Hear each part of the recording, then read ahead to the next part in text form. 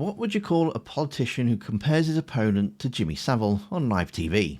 Shocking, desperate, or just plain reckless? Because that's exactly what the Technology Secretary did to Nigel Farage, and now the backlash is everywhere.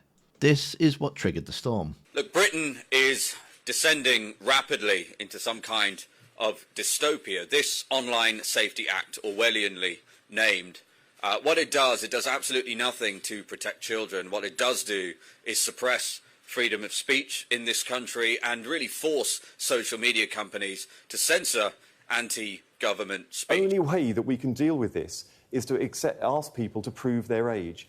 Children under 13 should not be on social media.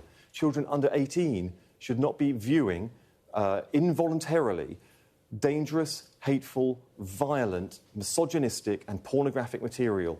People have to understand the Wild West that children have been living in for too long. That ended on my watch. It ended on the watch of this government. It's a big step forward. Believe me, anyone that thinks this is a step back needs to come and answer. Now, I see that Nigel Farage is already saying that he's going to overturn these laws. So, you know, we have people out there who are extreme pornographers, peddling hate, peddling violence. Nigel Farage is on their side. It's a brutal attack, and on one level it works. Kyle is framing Farage as siding with the predators by trying to scrap child safety laws, but then he said the quiet part out loud and dragged Jimmy Savile into it. Make no mistake about it, if people like Jimmy Savile were alive today, he'd be perpetrating his crimes online.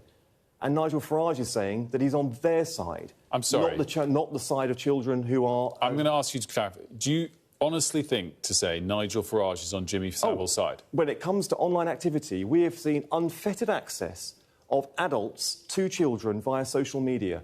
When we put in the age verification, it stops strange adults getting in touch with children.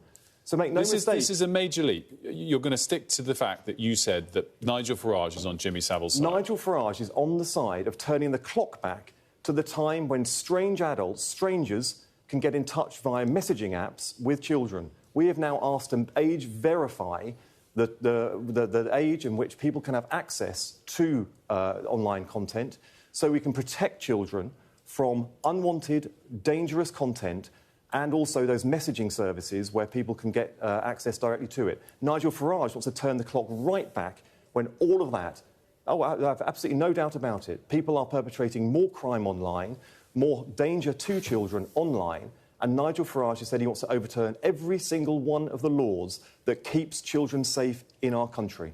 See, here's the problem. Every decent person in Britain was disgusted when Boris Johnson made a similar savage swipe at Keir Starmer in 2022.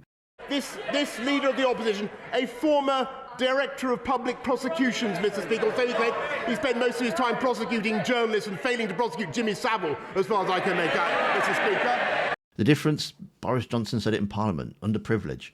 Kyle said it on TV, while Farage can call it slander and demand an apology and play the victim. And that's exactly what he's done. He's pounced on it instantly. He's called the comments disgusting on Twitter, or X, and demanded an apology. And here's the irony. Kyle wanted to frame Farage as dangerous, but this kind of overreach can actually help him. Because now the story's going to move away from Farage repealing the Online Safety Act and making kids more vulnerable online. It's going to be whether or not the government went too far to smear Farage. This is how fear and outrage drives politics. Farage sells fear to his base, and Kyle just gave him a headline to turn that fear back on the government. And yet, behind all the drama, Farage is still trying to rip up the laws that protect kids online. And every time a politician goes there, it shifts the focus from policy to outrage. It gives Farage a perfect chance to play the victim, to rally his base, and turns a clumsy attack into free publicity. But let me know what you think down in the comments. Was it a good attack line, or was it just a really clumsy mistake? And if you want to see Nigel Farage being put on the spot and not talking about immigration, well, you need to watch the video that's on screen now. Thanks for watching. Don't forget to hit that like button, and I'll see you next time.